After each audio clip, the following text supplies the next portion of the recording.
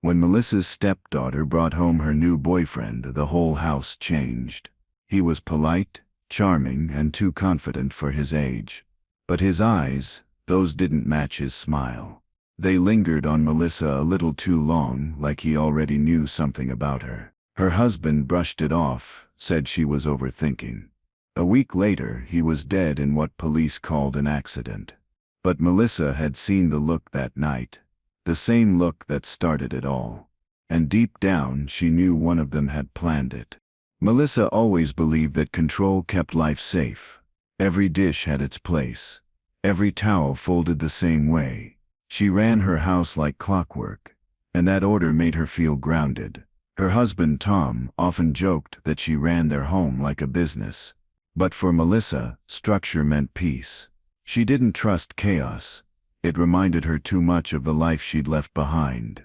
What she didn't know was that this obsession with control would soon become her weakness, the thing someone else would use to tear her life apart piece by piece. Tom's daughter Lily had always been polite but distant. Melissa tried to bridge the gap, making her favorite meals, asking about her college classes. Lily appreciated the effort, but kept her emotions tucked away. When Lily said she was bringing someone over for dinner, Melissa hoped it might soften the tension between them. She imagined laughter around the table, maybe even the beginning of something normal. But as soon as Lily walked in with her boyfriend, the air in the room shifted, quiet but sharp, as if someone had changed the rhythm of the house. Ryan was tall, clean-cut, with the kind of confidence that filled a room without words. His voice was calm, his smile polite, and he knew how to hold attention without seeming pushy. Tom liked him right away, saying he reminded him of himself at that age. Melissa smiled too, though she couldn't quite explain the small unease that crawled beneath her ribs. Ryan complimented her cooking, her home, her organization, but each word seemed to land a little too precisely, like he'd practiced what made people trust him. Melissa noticed but said nothing. During dinner, Ryan listened more than he spoke. He watched everyone, waiting for tiny openings to slide in a story or a soft remark. Lily glowed when she looked at him, clearly infatuated. Tom laughed, relaxed for the first time in weeks. But Melissa noticed how Ryan's eyes moved. Not with curiosity, but calculation. When Lily turned to refill his glass, Melissa saw it clearly. His gaze lingered on her for a second longer than it should have. Not admiration. Not lust. Something colder. Like he was measuring her, studying how she reacted. After dinner, Ryan offered to wash the dishes. It was unusual for a guest, but he insisted. From the hallway, Melissa watched him move around the kitchen like he already belonged there. He asked where the dish soap was without looking, reaching straight for the cabinet. That small detail stuck in her mind. She wondered how he knew. When he caught her watching, he smiled. A calm, knowing smile that almost looked kind. For the first time, Melissa realized she was uncomfortable in her own kitchen, a space that had always been hers. Over the next few days, Lily couldn't stop talking about Ryan. She replayed every compliment, every gesture, like she was living a dream. Tom teased her, happy to see his daughter in love. Melissa tried to share their joy, but the more she heard, the more something felt off. Ryan seemed to appear everywhere, at the grocery store, at the gym, even near the coffee shop. Melissa visited alone. She wanted to believe it was coincidence, but the timing was too neat. Every time she looked up, he was already looking back. Tom brushed off her worries, saying Ryan was just being friendly. He trusted people too easily, believing kindness always came from a good place. Melissa didn't argue. Control meant silence, and silence kept the peace. But she started keeping mental notes, times, places, details. The more she watched, the more she saw the pattern. Ryan liked control too, just in a different way. He controlled reactions. He tested limits, smiled when people bent toward him, and took a quiet satisfaction in being underestimated. Melissa could feel him circling her life like a puzzle piece waiting to fit.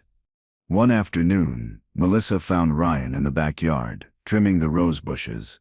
He claimed Lily had asked him to help. His shirt sleeves were rolled up, his movements deliberate and calm. As he worked, he told her how beautiful the house was, how peaceful it must be to live there. His tone was careful, but his eyes were not. They lingered again, and this time Melissa didn't look away. For a moment, neither spoke. When Lily called from the kitchen, he smiled faintly, and Melissa realized she was holding her breath without meaning to. That night, Melissa found herself replaying the moment in her head, the way he'd looked at her, the strange calm that followed. It made her uneasy and curious at the same time. She hated that feeling, the sense that she was losing control over her thoughts. Tom came home late, distracted by work, and barely noticed her quiet mood. She thought of telling him, but she couldn't form the words. It sounded too small to matter.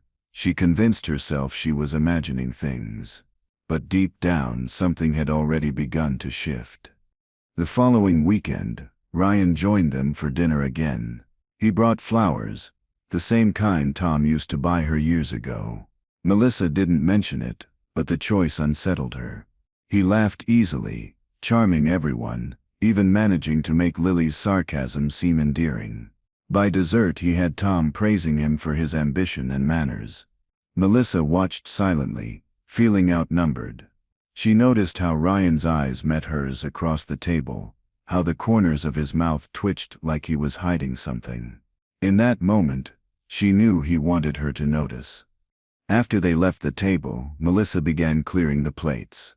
Ryan offered to help again. Tom had gone to the porch for a phone call, and Lily was upstairs. It was just the two of them. Ryan reached for a glass, their hands brushing lightly. It felt intentional. He smiled politely, thanked her, and left the kitchen. She stared at the glass for a long time after, feeling ridiculous for reading into it. But it wasn't the touch that haunted her. It was the faint trace of his cologne, the same one Tom used to wear. Melissa started noticing smaller things. The way Ryan always seemed to stand where she was about to walk. How he anticipated her movements, like he'd studied her habits. She found it both eerie and calculated. He had a way of turning ordinary moments into something personal. When she reached for the coffee maker, it was already on. When she checked the mail, he'd already brought it in. These weren't coincidences anymore. They were reminders that she was being watched inside her own home, by someone who smiled every time she tried to look away.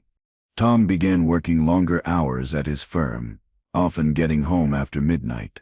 That left Melissa and Ryan crossing paths more often. He was polite, always careful with his words, but there was a quiet tension every time they shared a room. One night, he fixed a flickering porch light, leaving a small jar of imported honey on the counter as thanks. The gesture seemed harmless, even sweet. But the label had no brand, just a handwritten tag with her name. Melissa stared at it for a long time, feeling her control start to crack. Days later, Ryan's wallet fell from his pocket while helping Lily unpack groceries. Melissa picked it up to hand it back and noticed a folded bus ticket inside. The paper was faded from 1999. Her hands froze when she saw the date. It matched her wedding anniversary with Tom. She didn't understand how Ryan could have it or what it meant, but she didn't ask. Something told her to keep it to herself. She slipped the image into her mind and said nothing, her instincts whispering that it was safer not to know just yet. That night, rain hammered against the windows as Tom drove to meet a client. Melissa made tea, waiting for him to text that he'd arrived safely. The message never came. Hours later, police lights flashed outside her home. They said his car had gone off the bridge. The cause, wet roads. Nothing suspicious. Ryan arrived minutes later, comforting Lily as she cried. His face looked sorrowful, but his eyes were calm. Melissa stood by the door, clutching that old bus ticket, realizing the man who comforted her stepdaughter might have been the reason she was now a widow. The funeral was quiet, filled with faces Melissa barely recognized. Lily clung to Ryan like a lifeline, leaning on him for comfort. Melissa stayed still, hands folded, eyes fixed on the casket. When Ryan spoke during the service, his words sounded rehearsed, too polished for grief. Afterward, he helped her carry flowers to the car, brushing her arm as he passed. She felt nothing in the gesture itself, but the intent behind it was unmistakable. He wasn't comforting her, he was claiming something, and she didn't yet know what that was.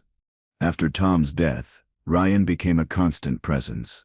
He dropped by to check on Lily, fixed broken things around the house, and carried himself like a man taking responsibility for everyone's well-being. Melissa appreciated the help, but she noticed how he always found a way to stay longer than necessary. The mail, the bills, the errands, he made himself useful and slowly necessary. She wondered if Lily noticed how comfortable he'd become, walking through the home like it already belonged to him. For the first time, Melissa realized she might have let a predator move in. One evening, Melissa walked into Tom's office and found Ryan standing by the bookshelf. He said he was looking for a pen, but his hand rested on the locked drawer where Tom kept their financial papers. She told him pens were in the kitchen.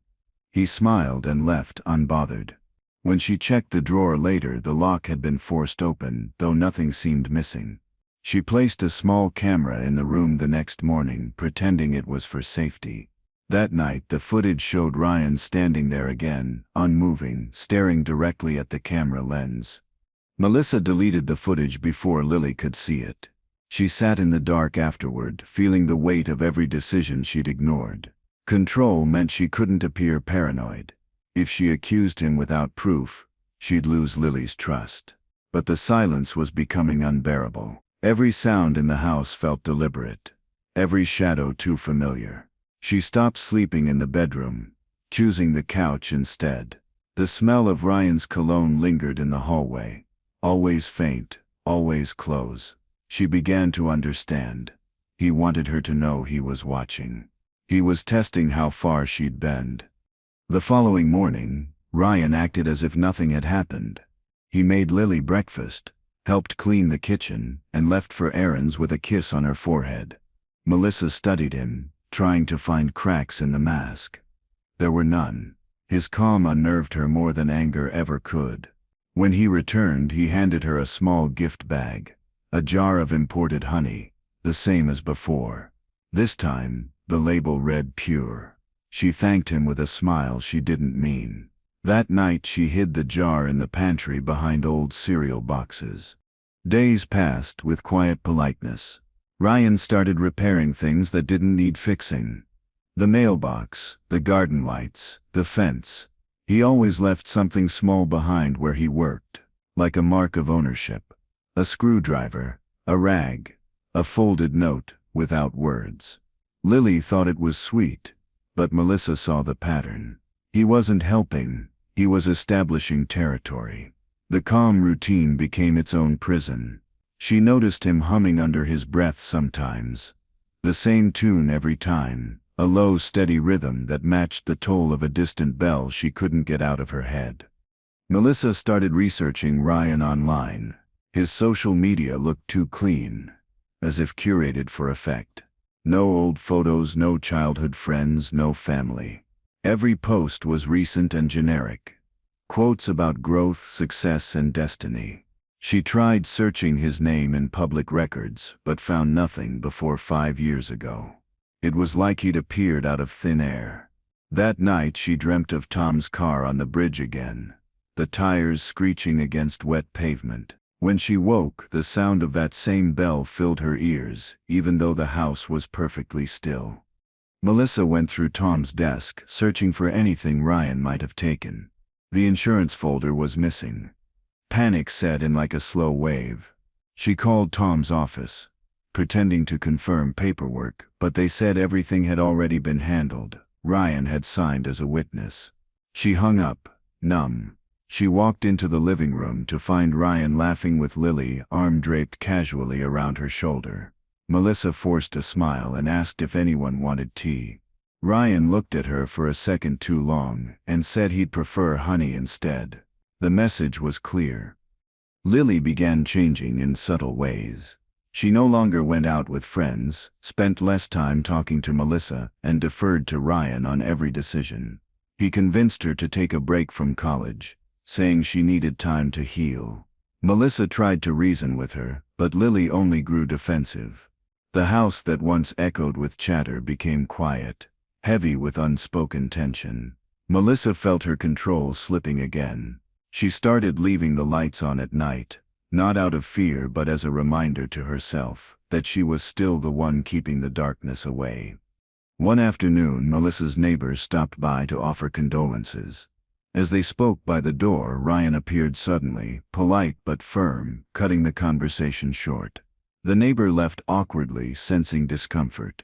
Melissa realized he was isolating them, trimming her world down to what he could manage.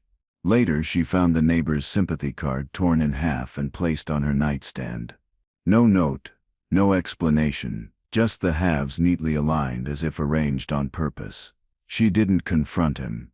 Instead, she began locking her bedroom door again, a habit she hadn't needed since before she met Tom. Melissa's anxiety turned into quiet strategy. She began recording conversations on her phone, backing up data on a hidden drive. If she couldn't stop him yet, she could at least build proof. But Ryan seemed to sense her caution. He'd start small talk whenever she was alone.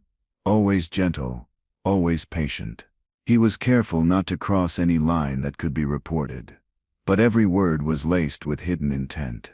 One evening, he mentioned how accidents could happen even in safe homes. His tone was calm, but the message sank deep, sharp as glass.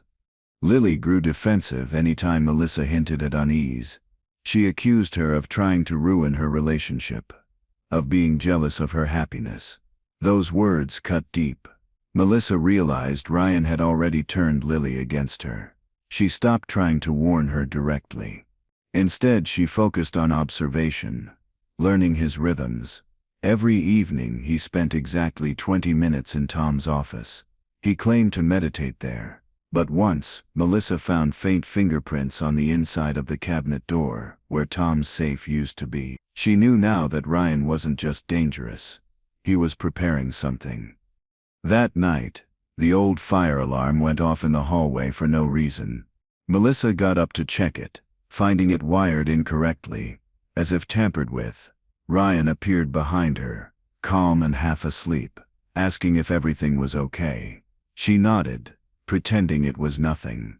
When she looked back, he was still standing there, watching her longer than necessary.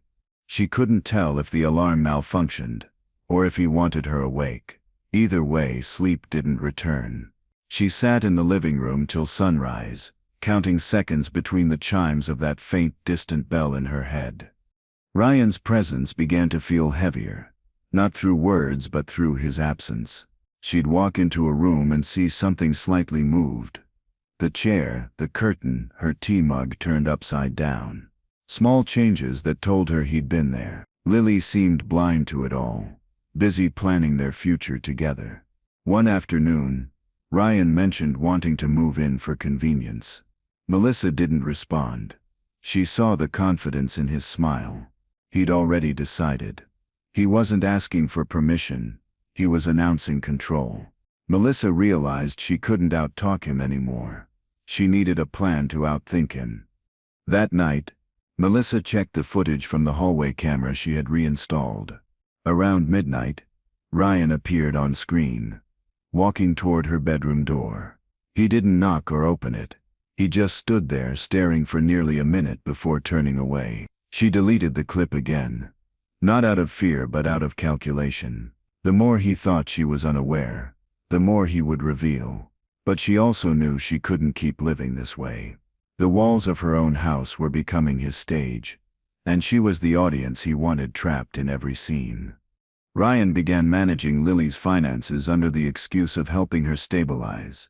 He convinced her to sign a few forms for joint accounts. Melissa pretended not to notice, but she was watching every move. She secretly photographed the papers, saving digital copies. The handwriting looked too neat, too practiced. One document had Tom's signature printed, not signed. That detail stopped her cold. She compared it to old letters, and saw the difference immediately. Tom's handwriting had loops. This one didn't. Ryan wasn't just inserting himself into their lives. He was rewriting the story as if he'd always been part of it. Melissa spent her mornings cleaning rooms that didn't need cleaning, using the routine to mask her thinking. Every repetition helped her stay calm.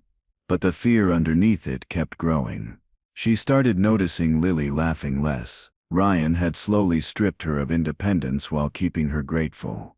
It was like watching someone fall asleep standing up. Melissa saw it, felt powerless, and yet couldn't intervene directly.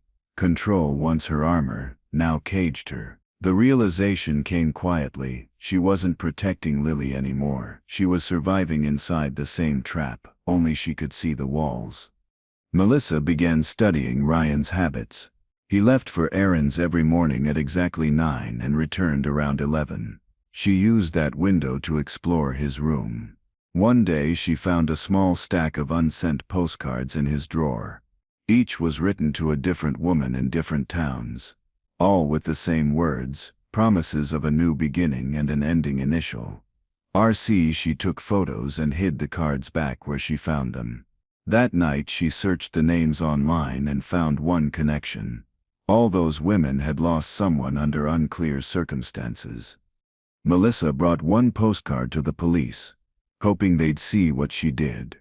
The officer listened politely, then said the note wasn't enough to prove wrongdoing. He told her to stop letting grief cloud her judgment. She left the station defeated, the postcard still in her hand. Back home she tucked it inside a drawer beside the honey jar she'd hidden earlier. It felt like a symbol now. Sweet on the surface, poisoned underneath. She knew no one was coming to save her. The only way out was to expose Ryan herself, no matter the cost. 2 days later, Melissa woke to the smell of smoke. She ran outside to find the garden shed engulfed in flames. Firefighters said faulty wiring caused it, but she knew better. She hadn't used electricity there in years.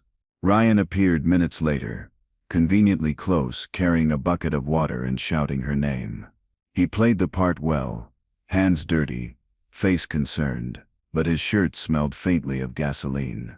Melissa didn't confront him. She thanked him for helping and watched his expression carefully. He smiled again, the same calm curve that always came right before he took something away.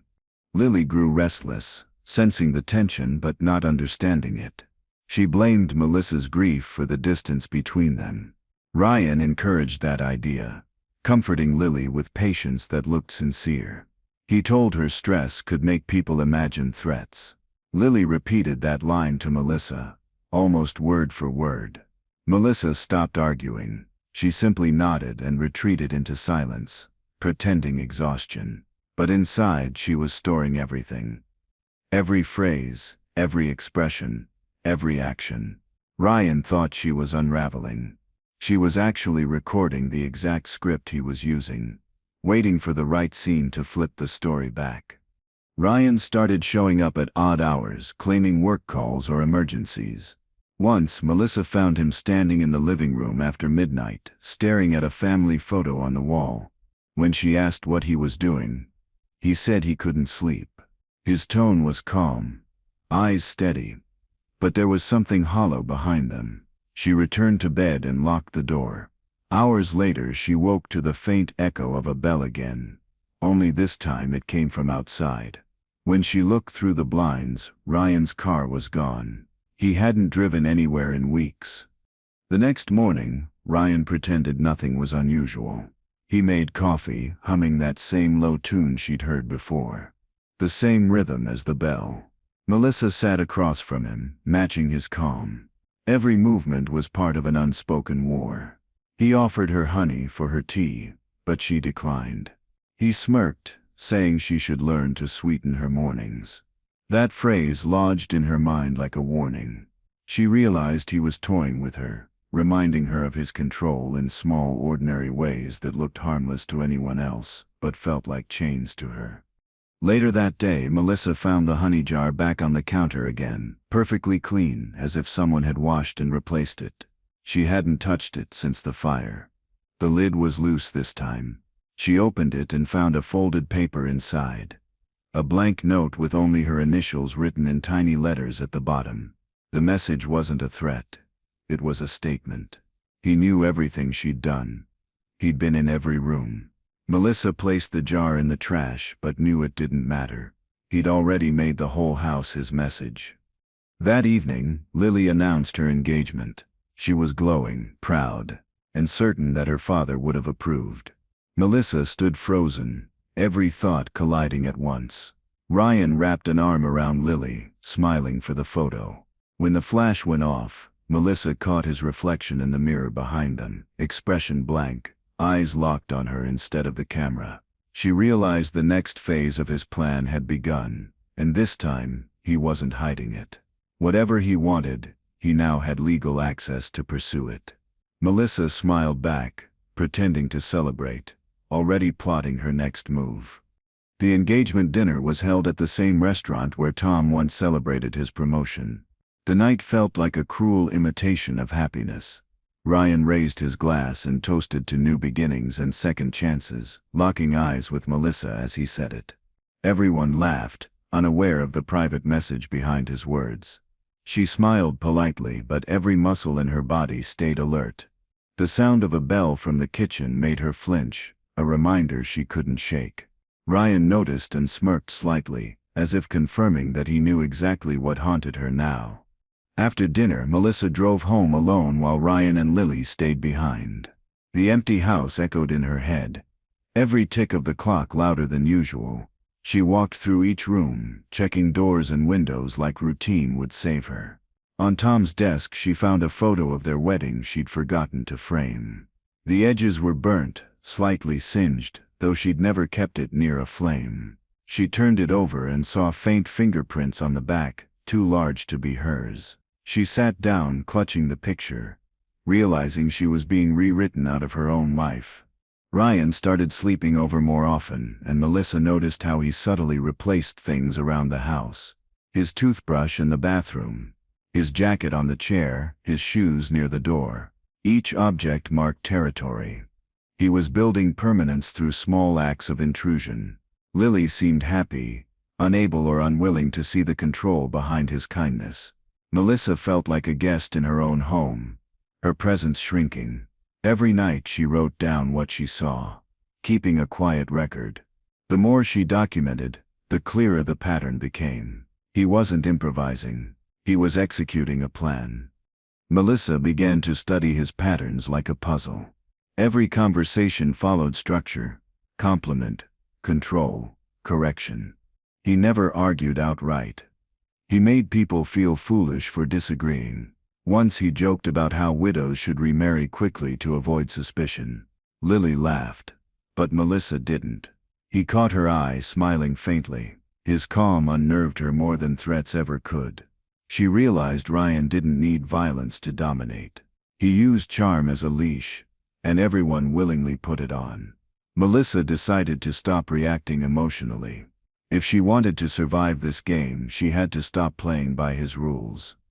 The following morning, Melissa went for a walk to clear her head. When she returned, she found the front door slightly open. Inside, nothing seemed missing, but every photo of Tom had been turned face down. She called for Lily, but no one answered. Minutes later, Ryan appeared in the doorway holding groceries, pretending surprise. He said Lily was out visiting a friend. His calm explanation didn't match the unease crawling in her stomach. Melissa righted one photo and noticed a small red thread tied around the corner of the frame. It wasn't there before. He was leaving signs. That night, Lily returned cheerful, oblivious to her mother's tension. She showed off the ring Ryan had bought, a simple diamond on a gold band. Melissa tried to act happy, but when she looked closely she saw an engraving inside the band. R+M. Her breath caught, but she said nothing. The next morning she checked the receipt on the counter. The ring had been ordered 2 weeks before Tom's accident. That detail changed everything. It wasn't just coincidence, it was connection. Someone had been planning this long before tragedy struck. Melissa knew she couldn't stay silent anymore. Melissa drove to the local library and used their computer to search public records under Ryan's name again. She tried variations, cross-referenced addresses, and found a similar pattern. One man, multiple aliases, always leaving town after unexplained deaths. Her fingers trembled as she printed the files. When she returned home, Ryan's car was already in the driveway, though he was supposed to be working late. Inside, the living room lights were dimmed, and her printed pages sat neatly stacked on the coffee table. He'd found them. She froze, realizing the line between hunter and hunted had quietly disappeared. He didn't mention the papers. Instead, he acted as though everything was normal. That silence frightened her more than confrontation ever could. During dinner, he asked how her day went, his tone light. Melissa played along, pretending calm, but his gaze lingered longer than before, watching her reactions carefully. When Lily left the table to take a call, Ryan leaned back, casually saying he hoped Melissa was sleeping better. The remark was harmless in words but threatening in tone.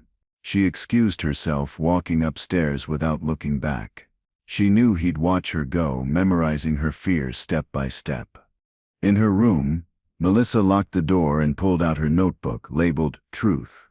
Every page held small observations, dates, times, gestures. She flipped through them, realizing she'd documented the entire story of his manipulation, but it wasn't enough. Without evidence, no one would believe her. She took the USB drive from her dresser, copied her camera backups, and hid it under the loose floorboard near her bed. Then she lay awake, listening to faint footsteps pacing outside her door. The sound was patient, unhurried, like someone marking the rhythm of her breath from the other side. The next morning, Lily noticed Melissa's exhaustion and suggested she rest. Ryan offered to make breakfast. He cooked pancakes, the same way Tom used to on Sundays. The scent filled the kitchen like nostalgia turned sour. When Melissa sat down, she noticed the honey jar placed beside her plate again, spotless and full. Ryan poured some onto his pancakes, glancing up at her while he did it. She pretended not to notice. Lily talked about wedding plans, about venues and dresses. Melissa nodded, keeping her hands steady. But her stomach twisted with each sweet, sticky drop that hit the plate. Later that day, Melissa went into town under the excuse of shopping. Instead, she met with a retired detective who had once investigated Tom's crash. She asked quietly if he'd ever doubted the accident report. The man sighed, saying the brake line had indeed looked tampered with, but there hadn't been enough proof to pursue. She thanked him and left. On her drive home, she caught sight of a black car following her in the mirror. When she turned down a side road, it disappeared. She couldn't tell if it was real or just her fear catching up. At home, Melissa tried to talk to Lily one last time. She told her something about Ryan didn't add up. Lily grew angry, accusing her of jealousy again. Ryan entered mid-argument, calm and collected, pretending to de-escalate. He held Lily's hand, reassuring her that stress made people say things they didn't mean. His charm worked perfectly. Lily apologized and left the room. Melissa stood frozen as Ryan turned to her, his polite expression fading. He said nothing, just smiled faintly before walking away. That smile told her he'd already won Lily completely. She was on her own now. Melissa spent the evening sorting through old receipts, bills, and photos, trying to trace a link between Ryan and Tom's finances. She found several small withdrawals made from Tom's account in the weeks before his death, transfers labeled under a consulting firm she'd never heard of. When she searched the name online, it led to a closed business owned by Ryan under another alias. Her throat tightened. She printed everything and hid it with her notebook. For the first time, she allowed herself to think it clearly. Tom's death wasn't an accident. It was an investment that had paid off. She stayed up late again, staring out the window as rain hit the glass. Lightning flashed, reflecting off the wet pavement. For a moment, she saw Ryan standing across the street under the lamppost, motionless. She blinked, and he was gone. She wasn't sure if it was imagination or proof that he wanted her to see him. Sleep refused to come. Around midnight her phone vibrated. A message from an unknown number. It was a photo of her and Tom at their anniversary dinner, taken years ago. The caption read only one word: repeat. Her hands went cold holding the phone. The next morning, Melissa deleted the message and replaced her phone with a prepaid one. She knew now that Ryan monitored everything. Even the smallest signal could give him control. She began writing letters to herself, describing each day in case she disappeared. It wasn't fear anymore. It was preparation. She placed the letters in envelopes marked with dates. Each one ended with a single line: "If found, he's not what he seems." She hid them behind framed photos, inside kitchen jars, anywhere he wouldn't think to look. Control was gone, but purpose had returned. Ryan announced that he and Lily would be moving into the house permanently after the wedding. Melissa pretended surprise but agreed without hesitation. Her calm reaction seemed to confuse him, which gave her a small sense of power. She started cleaning out the basement, telling Lily she was making space for storage. In reality, she was creating a trap, one that required patience and precision. She found Tom's old fire alarm system still wired but disconnected. With a few adjustments, she could make it trigger remotely. It wasn't just security anymore. It was a warning system built for survival. Lily began to notice small changes in her mother's demeanor. Melissa smiled more, acted lighter, even complimented Ryan occasionally. It was all part of her performance. She needed him confident, distracted, and predictable. One evening, she offered him tea, just like she used to serve Tom. He accepted, sipping slowly, unaware she was memorizing the sound of his footsteps as he left the room. Every detail mattered now. The way he turned door handles, the direction he always faced when sitting down. She wasn't paranoid anymore. She was collecting a map of his habits, preparing for the moment to strike. A week later, Melissa visited Tom's former coworker at the firm. She asked discreetly about the insurance paperwork. He told her the claim had been processed unusually fast and that the witness signature was unfamiliar. When she showed him a copy of Ryan's handwriting, his face changed. He said the same handwriting appeared on a prior client's file connected to a different widow years ago. She thanked him, pretending calm. On the drive home, she gripped the steering wheel tight. Every suspicion she'd had was now proof. Ryan didn't just manipulate families, he dismantled them for profit. When Melissa got home, she found Ryan sitting on the porch steps, calm as ever. He said he'd missed her and offered to carry her bags inside. She handed them over, forcing a smile. Inside, Lily was asleep on the couch. Ryan leaned against the counter, eyes studying Melissa. He said he appreciated how much she'd come around lately. She nodded, pretending to agree. Then he stepped closer, lowering his voice just enough for her to hear. He said she should stop digging into the past. The warmth in his tone made the warning sound almost affectionate. That night, Melissa opened her notebook and wrote one line in bold letters: "He knows." Then she burned the page in the sink, watching the smoke rise until nothing was left. She couldn't leave physical evidence anymore. He was too close. The next day, she installed a hidden camera in the hallway light fixture, one he wouldn't notice. Every night she reviewed the footage. Each recording showed him walking through the house, touching objects that didn't belong to him. Her scarf, her cup, her phone. He wasn't searching for proof. He was reminding her who held control. Melissa began preparing a secondary plan. She packed a small bag with essentials, placed it under the car seat, and left the spare key taped beneath the porch rail. If things escalated, she'd run and expose everything publicly. But running would mean leaving Lily behind, and that thought tore her apart. She sat on the edge of her bed, staring at the bus ticket from 1999 that she'd kept hidden. It was her reminder of where this all started. The first connection between past and present. She didn't know how it fit yet, but it mattered. She could feel it. Ryan started spending more time in Tom's office again.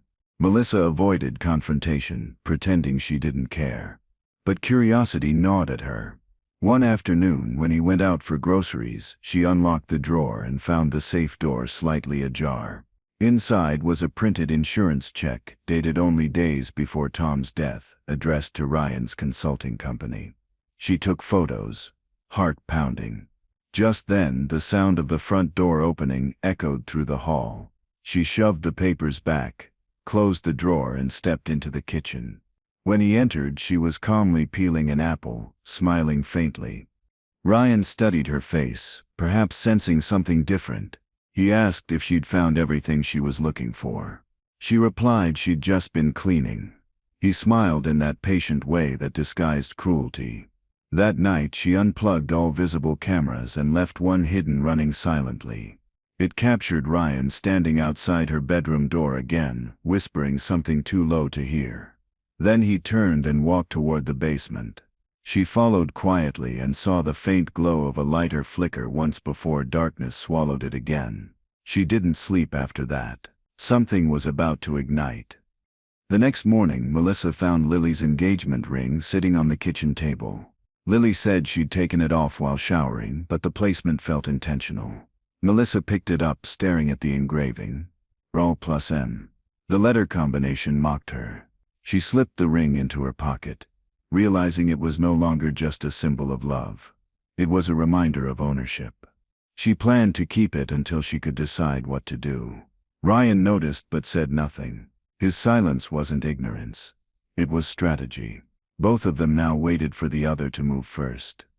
Melissa spent the day preparing her escape folder, police reports, photos, documents. Everything she needed to expose Ryan.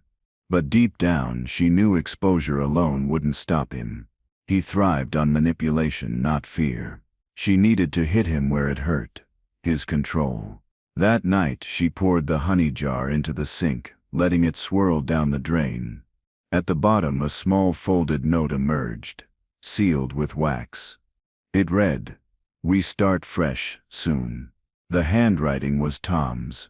She stared at it, realizing Ryan had been inside her memories longer than she'd ever imagined possible. The next morning, Lily rushed into Melissa's room, saying Ryan wanted to surprise her with an early wedding date. Melissa smiled faintly, pretending excitement.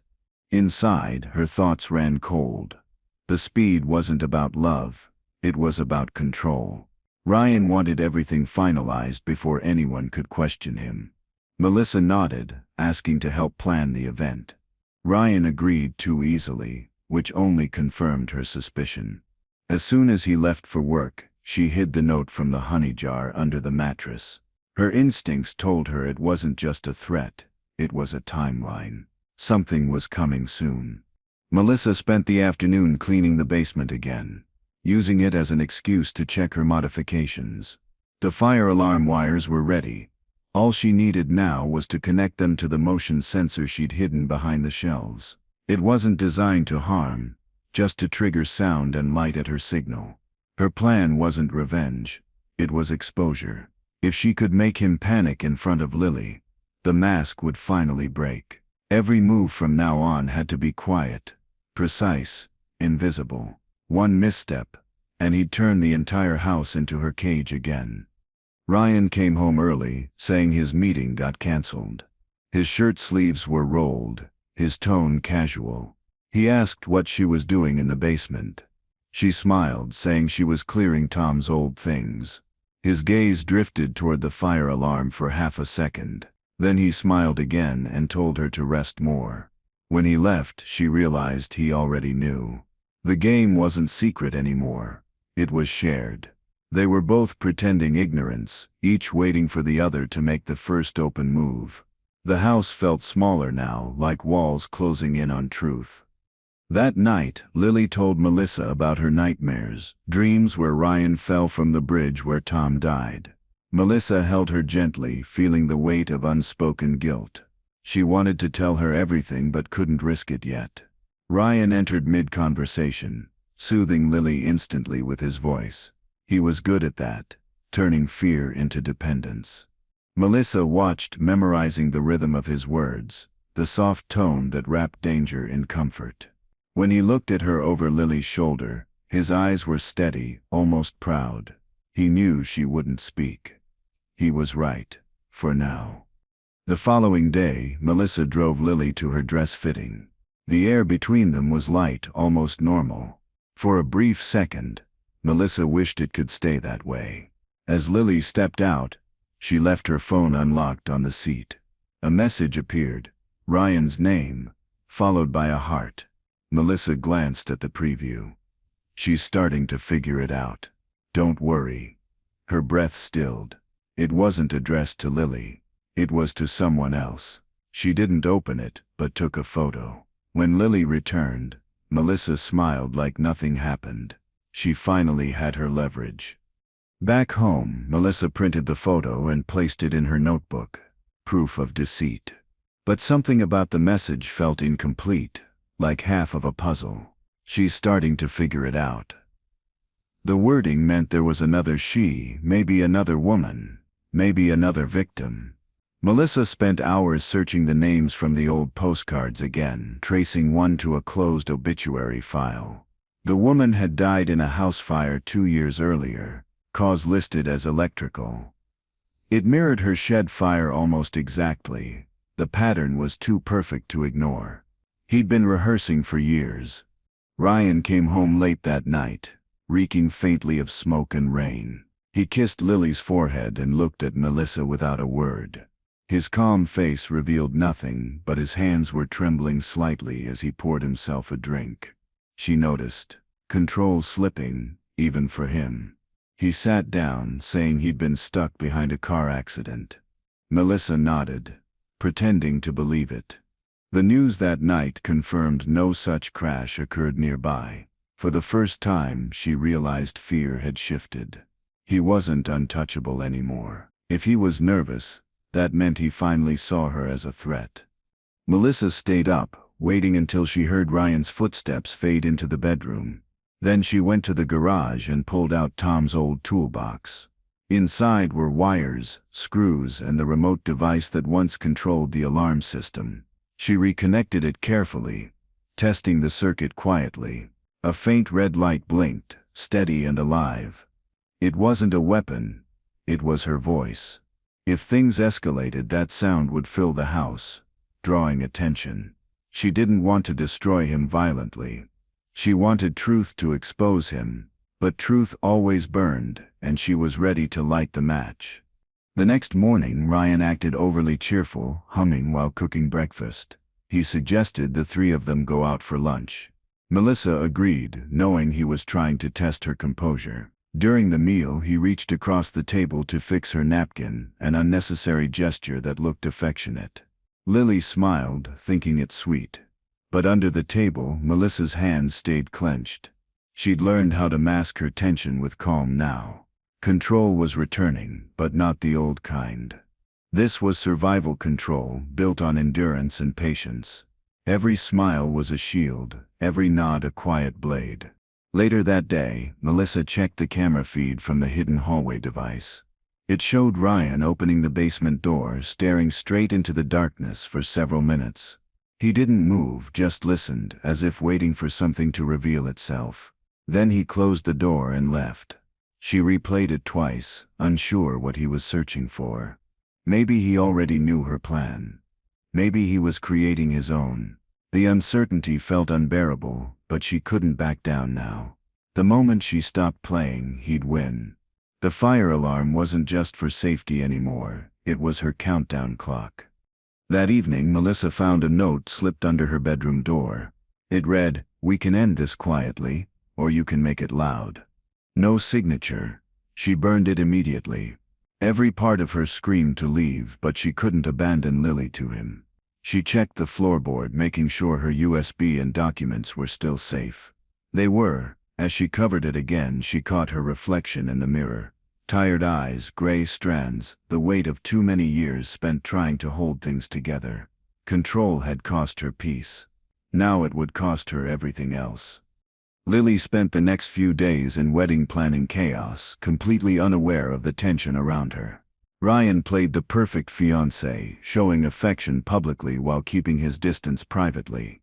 Melissa started using his predictability against him. She left minor clues, papers slightly moved, drawers unlocked, to make him wonder what she knew.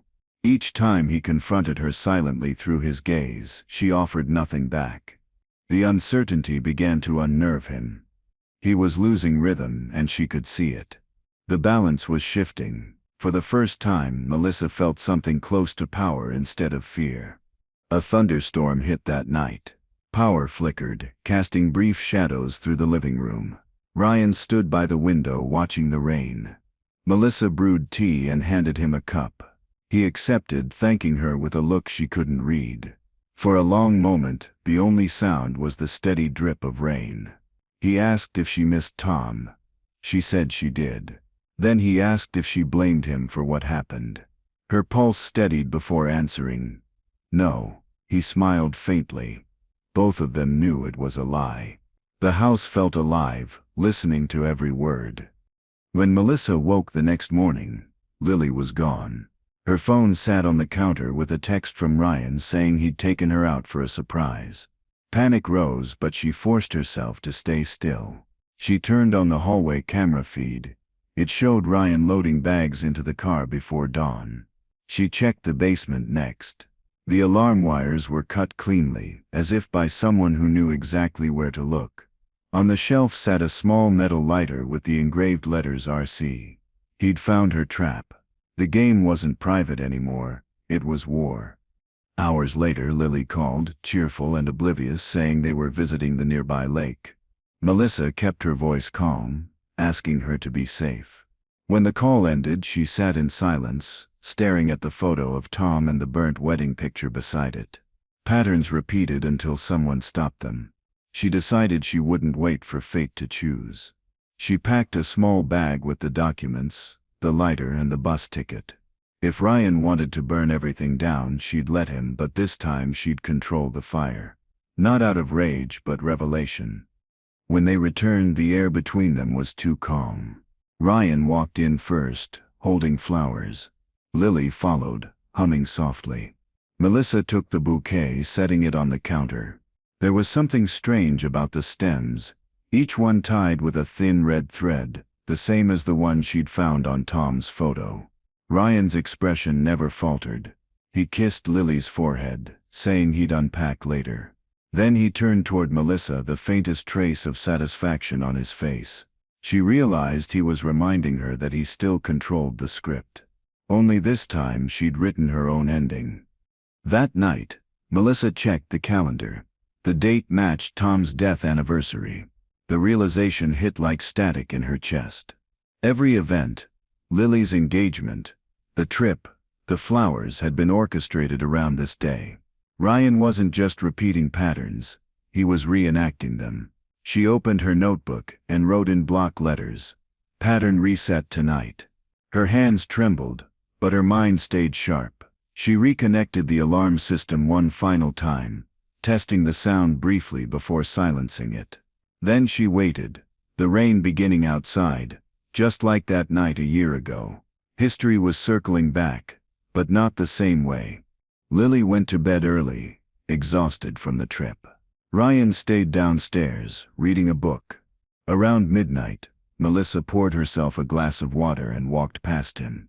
He looked up, eyes calm, expression unreadable. She stopped by the kitchen window, watching the reflection of lightning flash. He said softly that he admired her strength. She turned, pretending confusion. He added that it was a shame she'd wasted it fighting him instead of trusting him. His tone was warm, but his words were venom. She nodded politely, excusing herself. The moment she reached the hallway, she pressed the alarm remote. A piercing bell filled the house, echoing off every wall. Lily woke upstairs, shouting for help. Ryan jumped up, startled, running toward the basement to check the source. Melissa followed, staying a few steps behind. He yanked open the circuit box, shouting over the noise. Sparks flickered, lighting the walls in harsh orange flashes. The smell of burning wires filled the air. Ryan turned to her, accusing her silently with his eyes. She held his gaze, saying nothing. In that sound, Truth had finally found volume. The system wasn't malfunctioning. It was announcing everything he'd tried to bury. Lily ran downstairs, panicked by the noise. Ryan immediately switched to concern, telling her it was a small electrical issue. Melissa stayed back, pretending to panic too. She watched him reach for the breaker, his composure cracking under the noise. His hand slipped, catching a jolt that knocked him backward. The room filled with smoke from a short circuit. Melissa grabbed Lily, pulling her upstairs. She didn't look back. Her only goal was to get her daughter out of the fire he'd built, even if it meant losing everything else in the process. The alarm kept ringing. Outside, rain poured as they stumbled onto the lawn. Neighbors began coming out, confused by the blaring sound. Flames glowed faintly through the basement windows, licking at the edges of the curtains. Lily screamed for Ryan, but Melissa held her back. She wanted to say he wasn't worth saving, but the words stuck. Moments later, an explosion burst from the lower level, blowing the windows out. Melissa shielded Lily as glass scattered across the grass. Firefighters arrived minutes later, rushing to douse the flames. The structure that once held their lives was now a torch of truth. Hours passed before the fire subsided. The house stood charred, half collapsed. Paramedics checked Lily, who kept asking about Ryan. No body was found inside. The officials assumed he'd escaped through the back, but Melissa knew better. Ryan didn't run from chaos. He thrived in it. The missing body meant unfinished business. As dawn approached, Melissa sat on the curb, soaked and trembling, watching smoke curl into the gray sky. She felt no relief, only emptiness. The fire hadn't freed her yet. It had only confirmed what she already knew. Ryan's story wasn't over. It had simply changed scenes. By morning, police cordoned off the property. Investigators took statements, treating it as accidental. Melissa stayed quiet, offering minimal answers. Lily wept quietly beside her, refusing to leave. As they watched, a firefighter carried out the half-melted remains of the honey jar. Inside, barely visible, was a small piece of metal, shaped like a key. Melissa pocketed it discreetly. She knew it wasn't random. He'd left something behind. A reminder that control never fully disappears. It just changes hands. She didn't tell the officers. Some truths needed to rest in private until she decided how to use them. Later that afternoon, a detective approached with news. They'd found tire marks leading away from the back of the house. A car had left during the fire, but the rain washed away any clear trail. Lily clung to hope that Ryan was alive. Melissa said nothing, though inside, she knew survival was his specialty. He'd built his life around disappearing before accountability reached him. She realized the fire wasn't his defeat, it was his exit. And if he was still out there, she couldn't wait for him to strike first. She'd have to finish what she started. That night, Melissa and Lily stayed in a motel off the highway. The walls were thin, the air heavy with damp carpet and leftover smoke on their clothes. Lily cried herself to sleep while Melissa sat awake, staring at the key from the honey jar. She turned it over and saw faint initials carved into the metal. RC, the same as the lighter. The key wasn't to a lock in the house. It belonged somewhere else.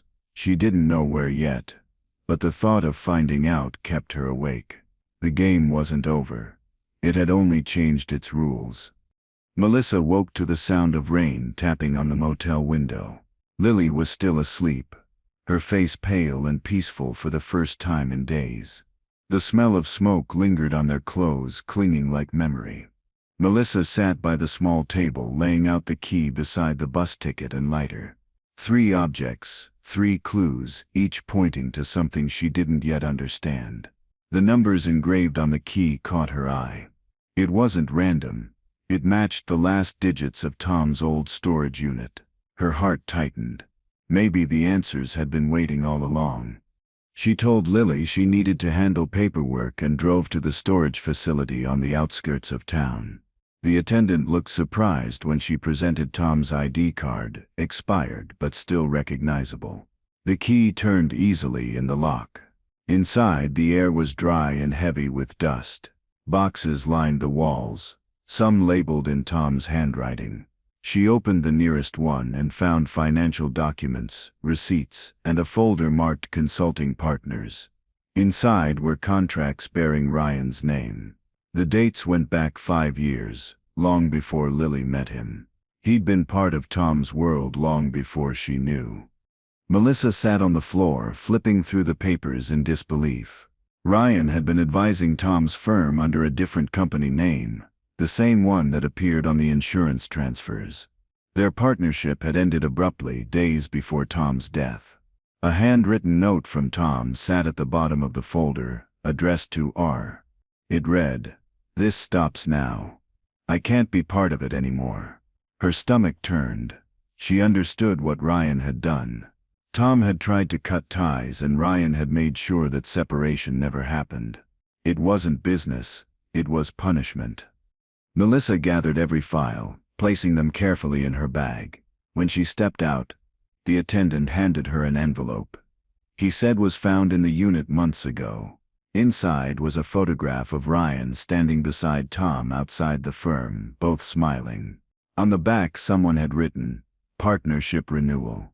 The ink was fresh, too recent for Tom to have written. It meant Ryan had returned here, even after Tom's death. The thought chilled her. He'd been curating his story, planting evidence to control whatever narrative might emerge later. Control wasn't gone. It was still moving in silence. As she drove back toward town, she noticed a car trailing behind her in the mirror. It kept distance, headlights dim. She turned onto the old bridge road and slowed, letting it pass. The vehicle didn't overtake. It matched her speed. Panic simmered, but she stayed calm. When she reached the next intersection, the car finally turned away. She exhaled, gripping the steering wheel tightly. The rain had stopped, leaving the world eerily quiet. She parked by a diner, hands trembling. She wasn't safe yet. Ryan's reach was still alive, even if his body wasn't.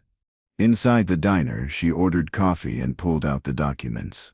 The waitress, a kind woman in her 50s, noticed the stains on her clothes and offered a towel. Melissa thanked her quietly, grateful for the small act of humanity. As she sipped the bitter coffee, she reread Tom's note over and over. This stops now. It wasn't just about business. It was a warning. She realized Tom had discovered something about Ryan, something that made him a liability. Melissa decided she would take this evidence to the detective who once dismissed her. This time she wouldn't be ignored. When she arrived at the police station, the same detective from before greeted her with polite skepticism. She placed the folder on his desk without speaking. One by one she laid out the contracts, the signatures, the storage photo, and Tom's letter. As he read, his face changed from boredom to concern. He asked where she'd gotten it all. She said calmly that it had been waiting for her husband's killer to reveal himself. The detective promised to reopen the investigation. For the first time in months, she felt something shift, not peace but momentum. Truth finally had direction. Driving back to the motel, Melissa rehearsed what to tell Lily. The lie of safety was gone. Only honesty remained. When she arrived, Lily was sitting on the bed, eyes red from crying. The television showed footage of their burned house. Authorities confirmed a body had been found under debris, badly burned, unidentifiable but male. Lily wept with relief and guilt, saying it had to be Ryan. Melissa held her, whispering that it was over, though she wasn't sure she believed it. Relief didn't feel right. It felt temporary, like the pause between chapters, not the end of a story. The following morning, Melissa met with the detective again. He said dental records would confirm the body within days. He also warned her to stay cautious. Ryan's financial trail stretched beyond state lines. She asked if that meant he had partners. The detective nodded but didn't elaborate. As she left, he handed her a copy of one document from Tom's file, a life insurance amendment signed 2 days before his death. It listed the beneficiary as Roger Collins. Her hands went numb. Ryan hadn't just stolen her husband's life. He had legally claimed his worth, piece by piece. Melissa drove to a quiet overlook by the lake, the same place Tom used to take her during early years of marriage. She sat there, staring at the gray water, thinking of everything she'd lost. Control had once been her weapon, but it hadn't saved anyone. Her flaw wasn't order. It was blindness to chaos when it hid behind calm. She finally understood Ryan's strength came from studying people like her. Those who craved safety so much they ignored danger until it smiled at them. The water rippled in the wind, reflecting both peace and the memory of fire. When she returned to the motel, Lily was gone. The front desk clerk said she'd left with a man who came to pick her up in a dark sedan. He said the man looked familiar but couldn't describe him well. Melissa's heart dropped. She ran to the parking lot, scanning every car, but the space was empty. On the ground near their room she found a folded napkin. Written in Ryan's handwriting were 3 words: "Second chances burn." The letters smudged slightly from dampness, but the message was clear. The body in the house wasn't him. He was alive. Melissa called the detective immediately, reporting Lily's disappearance. They promised to issue an alert but warned it might take time. She couldn't wait. She opened her laptop, tracking Lily's phone through the shared account. The signal blinked from a rest stop outside town, near the same industrial area where Tom's firm once operated. She grabbed her keys and drove without hesitation. Every second felt too long. Every turn too slow. She didn't feel fear anymore. She felt precision. The chaos was gone. There was only one focus now to end what had started the night. Ryan walked into her home. The rest stop was nearly empty. Trucks lined the far end, engines humming softly. Melissa parked near the edge and scanned the lot. Lily's car sat near the back, empty. On the ground beside it was her purse, phone, and a small red thread tied around the handle. Melissa followed the faint trail of footprints toward the maintenance shed. The door was ajar, light flickering inside. She pushed it open quietly. The smell of gasoline hit immediately. Ryan stood at the far end, calm as always, one hand resting on Lily's shoulder, the other holding the same metal lighter. He greeted her with mock warmth, telling her how hard she'd been to predict lately. Melissa stayed silent, watching Lily's wide, terrified eyes. Ryan said he hadn't planned for her to survive the fire but admired her persistence. He spoke like someone reminiscing about a game, not a crime. The shed floor glistened with fuel. Melissa glanced toward the wall, spotting a fire alarm panel identical to the one from home. He'd rebuilt the scene on purpose, like he was finishing his masterpiece. For the first time she realized the obsession had never been love or power. It was control of endings.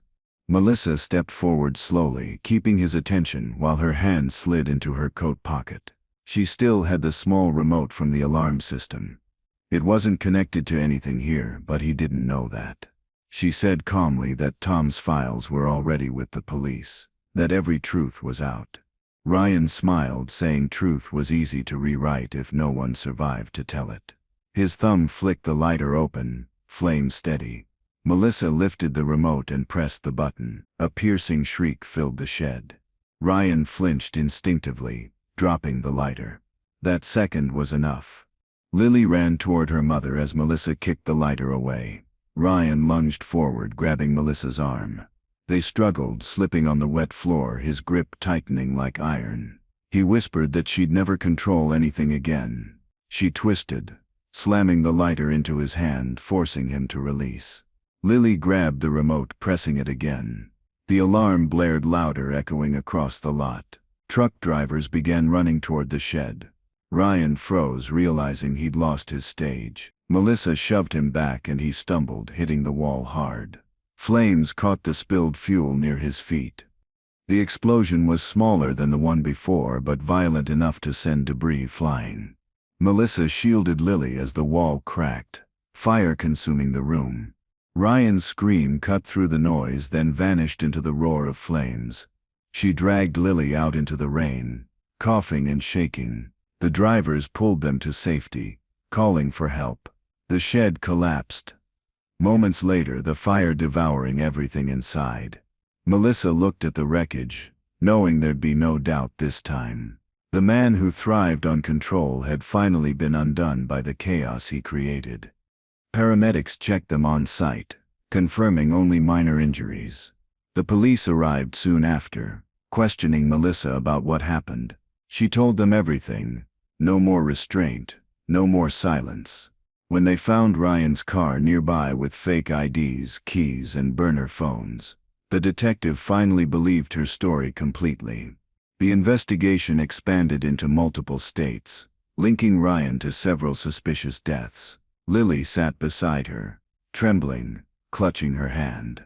She whispered that she was sorry for not believing sooner. Melissa squeezed her fingers gently. There was no blame left, only exhaustion, relief, and the quiet ache of survival. Days later, they stayed at a safe house arranged by the police. Reporters tried to reach them, but Melissa refused interviews. She wanted peace, not spectacle. She spent her mornings writing everything she remembered, documenting every detail of Ryan's manipulation. The notebook became her way of reclaiming control, not to rewrite the story but to own it. Lily started therapy, slowly piecing herself back together. Sometimes Melissa caught her staring into space, as if waiting for Ryan's voice to reappear. But the silence now was real. For the first time, the quiet felt like healing, not warning. Melissa eventually visited the detective one last time to close out the case. He handed her a copy of the report.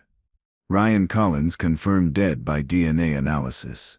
The file included other names, other victims. She scanned the pages and stopped at one entry. Each woman had received a gift from him before tragedy struck. A jar of honey. The pattern was identical. She asked if the other families would be notified. The detective said they would. She left the office feeling heavy but clear.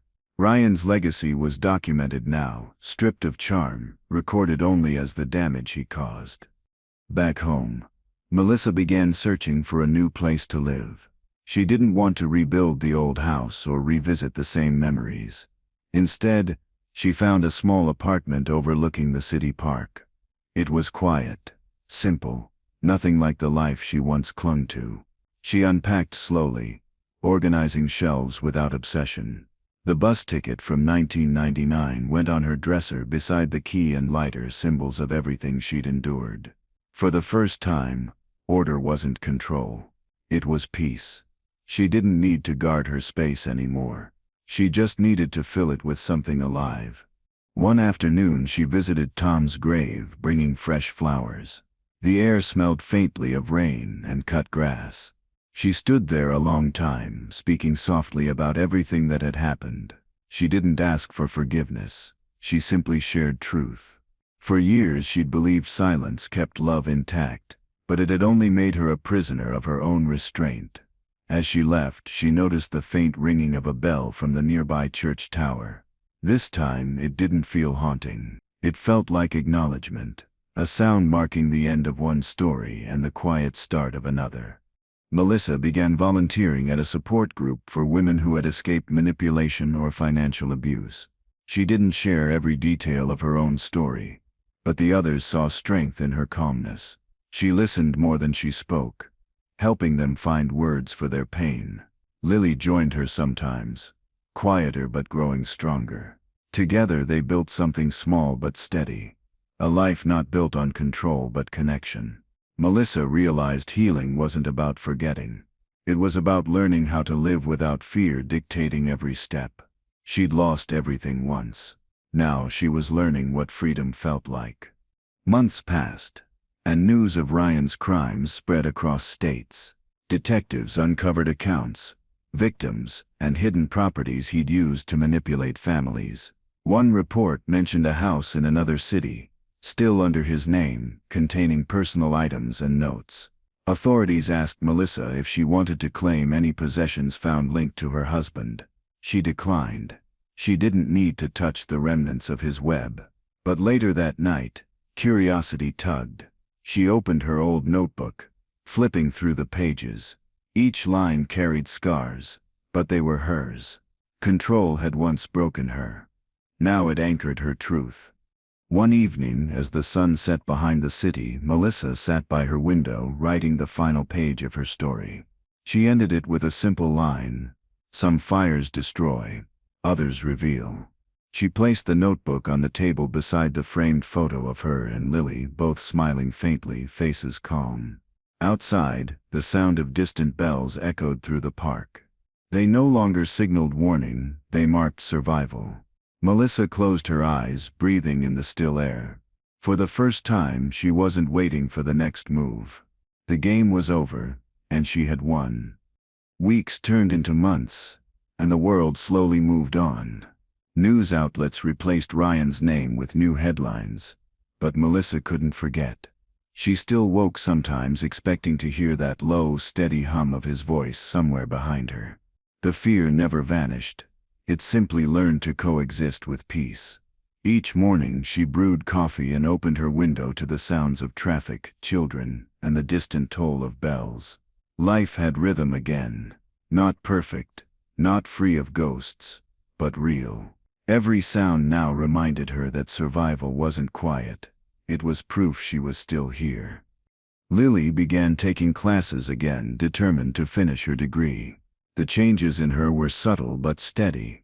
Less hesitation, more confidence. She laughed again, though rarely, as if still testing the sound. Melissa watched her from across the kitchen one morning, realizing she was finally seeing her daughter without fear. Not as someone to protect, but as someone who had survived too. They didn't talk about Ryan much anymore, but sometimes their eyes met in unspoken understanding.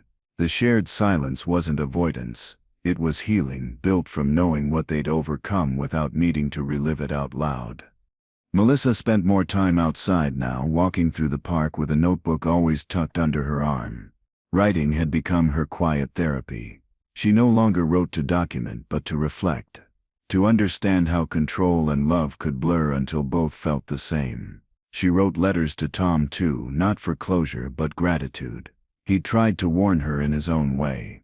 His final act had been resistance, even if it cost his life. She read those letters aloud by the lake, where their story began. The water shimmered softly, no longer a mirror of pain. One afternoon, while volunteering at the support center, Melissa met a woman who reminded her of herself years ago, organized, polite, and hiding a storm behind her calm. The woman mentioned a man she'd been dating. Someone charming who always avoided questions about his past. Melissa listened carefully, her chest tightening. She offered the woman her phone number and asked her to call if she ever felt unsafe. Later that night, Melissa searched the man's name online. There was no record of him anywhere. It wasn't Ryan, but it didn't matter. There were always others. Now she knew how to fight. The detective called a few days later, updating her about ongoing cases linked to Ryan's network. They'd found accounts still moving money under aliases. Melissa offered her notes, the patterns she'd mapped in her notebooks. He thanked her, calling her help invaluable. After the call, she felt something shift inside, a quiet satisfaction, not from revenge but from usefulness. She wasn't just surviving anymore. She was helping others escape the traps she once fell into. She realized control wasn't about preventing chaos. It was about deciding how to respond when it finally came. That was real strength. Lily came home one evening holding a small plant, saying she wanted to start something new together. They placed it near the window. Watering it carefully, watching it grow became a simple comfort.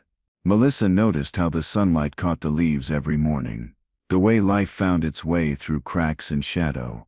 That small act, planting something alive, felt more permanent than rebuilding any house. It was renewal in the simplest form. The past no longer defined their home. What mattered now was what they built from it, one small breathing thing at a time. Spring arrived quietly. The air smelled of rain and cut grass again.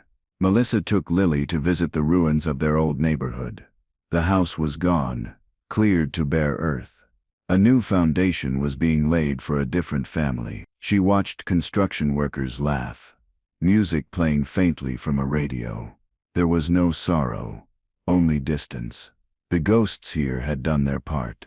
She placed a single white flower where the front door once stood, not as mourning but gratitude. Sometimes endings didn't need closure. They just needed space for someone else's beginning to grow. That night, Melissa dreamed of the fire again, but this time it didn't frighten her. In the dream, the flames didn't destroy. They illuminated hidden rooms she'd never noticed before. Inside those rooms were memories of her life before fear took over. Tom's laughter, Lily's first steps, her own younger self painting a wall in sunlight. When she woke, she understood something she hadn't before. The past hadn't burned her.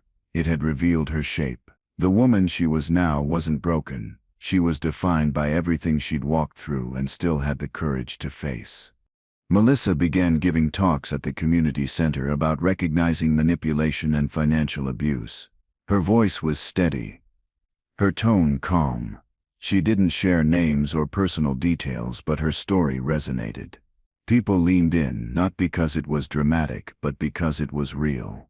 Afterward, survivors would stay behind to thank her, some in tears. Each time she'd tell them what she wished someone had told her, that danger rarely looks dangerous at first. It often smiles, offers help, and waits. Knowledge became her new defense, and in teaching others she found her true power. On her birthday, Lily surprised her with a framed photo of them standing outside their new apartment. Both looked tired but at peace. Beneath it, Lily had written, "Home isn't where we're safe, it's where we rebuild." Melissa hung it near the window where morning light touched first. Every day she looked at it and remembered how far they'd come. The photo wasn't perfect, but neither were they. And that was the point. Perfection had been her prison once. Now imperfection was proof that she was finally living without fear of losing control again. Months later, Melissa received a letter from the police containing a small sealed envelope. Inside was the key she'd found in the honey jar, now officially cleared of investigation. Attached was a note from the detective. "Some mysteries stay unsolved, but justice finds its way." She placed the key beside her notebook. It no longer symbolized fear. It was history, a reminder that every locked truth eventually opens, whether we're ready or not. She smiled faintly, closing the drawer. Some doors were meant to stay closed. Others had already served their purpose by being opened once. Summer brought color back into their lives. Melissa and Lily spent weekends at the lake, eating sandwiches, reading books, and laughing again. It felt strange at first to experience joy without guilt. But the warmth of it grew slowly, like trust. Sometimes Melissa would catch her reflection in the water and barely recognize herself. The woman staring back was older, scarred, but lighter somehow. Pain had shaped her, but not defined her. Freedom wasn't a grand victory. It was small, quiet moments like this, where she could finally breathe without waiting for something to go wrong. One evening, while walking home, Melissa saw a jar of honey displayed in a shop window. The golden light inside caught her eye. For a heartbeat, her chest tightened, memory flashing. But instead of fear, she felt calm. She walked inside, bought the jar, and placed it on her kitchen shelf when she got home. This one wasn't a symbol of control. It was simply honey. Sweet, ordinary, harmless. It reminded her how things lose power when you stop giving them meaning. The past no longer lived in objects. It lived only in lessons she'd already learned. Lily started seeing someone new months later, a kind classmate who treated her with gentle respect. Melissa met him over dinner, nervous but open. He was different, soft-spoken, transparent, honest. Melissa watched how Lily laughed with him, the laughter full this time, not guarded. When they left that night, Melissa stood by the door smiling. It didn't erase the past, but it showed her something important. Healing wasn't about avoiding risk. It was about choosing again with awareness. Love, when built right, didn't need to control. It simply stood beside you and let you breathe. As autumn approached, Melissa began writing a book. Not about Ryan or Tom directly, but about patterns of trust, control, and recovery. She called it the Fire List, named after the notes she'd once written to protect herself. Each chapter told the story of a different woman she'd met through her support work. She poured truth into every word, her tone steady and compassionate. Writing wasn't therapy anymore. It was purpose. Each page was a bridge between pain and wisdom, a way to turn survival into guidance for others who hadn't yet found their strength to escape. The first draft of the Fire List finished on a quiet Sunday morning. Melissa placed her pen down, feeling a stillness that wasn't emptiness. She realized she didn't need validation anymore. The act of writing it had already freed her. She didn't want fame or recognition, only for the words to find whoever needed them most. She emailed the manuscript to a publisher that specialized in survivor stories. As she hit send, she smiled softly, thinking how strange it felt to end something not with fear but with trust. Trust in herself, in time, and in truth. Weeks later, the publisher called. They wanted to release her book, believing it could help thousands. Melissa thanked them calmly, though inside tears pressed behind her eyes. When she told Lily, her daughter hugged her tightly, saying she was proud. That night, Melissa couldn't sleep. Not from worry, but gratitude. For the first time in her life, her story didn't belong to someone else's manipulation. It belonged entirely to her. She'd taken the same fire that once destroyed everything, and used it to light a path for others lost in the same kind of darkness. The book launch took place at a small library downtown. Dozens of women showed up, some clutching copies, others just wanting to meet her. She signed books, shared quiet words, and listened to their stories. Many cried when thanking her. One woman said her chapter helped her leave a dangerous relationship. Melissa smiled gently, realizing that every scar she carried had become someone else's survival guide. When the event ended, she stood outside beneath the evening sky, feeling the breeze on her face. She didn't need applause. The real reward was the life that kept growing beyond pain. In the weeks that followed, Melissa's story spread quietly online. She received letters from readers across the country. Women, men, even teenagers who'd learned to recognize control before it took root. Each message carried a different story, but all shared one thing: gratitude. She read them at night, feeling connected to strangers through the shared thread of resilience. Every word reaffirmed what she already knew. Evil hides in plain sight, but so does strength. All it needs is one person brave enough to name it. She had been that person once. Now others were carrying it forward. One evening, Lily handed her a small envelope. Inside was a bus ticket, replica of the old one Melissa had found years ago. On it, Lily had written, "To new destinations, not escapes." Melissa laughed softly, touched by the gesture. The symbol that once haunted her now felt like hope. She pinned it beside her desk, next to the framed words from her book. Survival isn't the end, it's the beginning of understanding. The room filled with the scent of warm tea and sunlight through the curtains. Life no longer echoed with fear. It resonated with meaning. Melissa began teaching writing classes at the center, helping others tell their stories safely. She encouraged them to write without shame, to turn fear into truth. Each session reminded her how powerful honesty could be when shared aloud. One day, a woman asked if Melissa ever felt afraid anymore. She smiled, saying fear never disappears. It just changes shape. The difference now was that it no longer controlled her. She'd learned to walk beside it, acknowledge it, and move forward anyway. Strength wasn't about not breaking. It was about choosing what to do once you had. Years later, the Fire List became required reading for counseling programs. Students quoted her words in essays. Organizations cited her insights.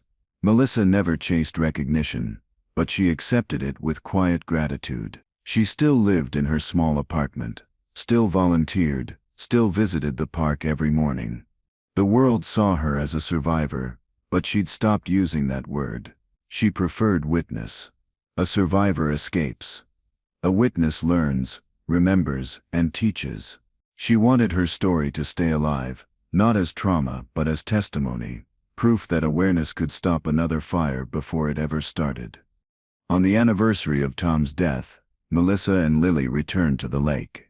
The air was crisp, filled with the faint ringing of church bells from across the water.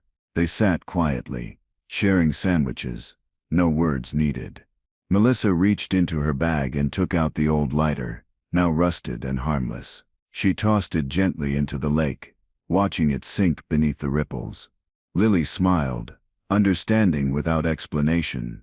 The object that once symbolized destruction was gone, buried under peace.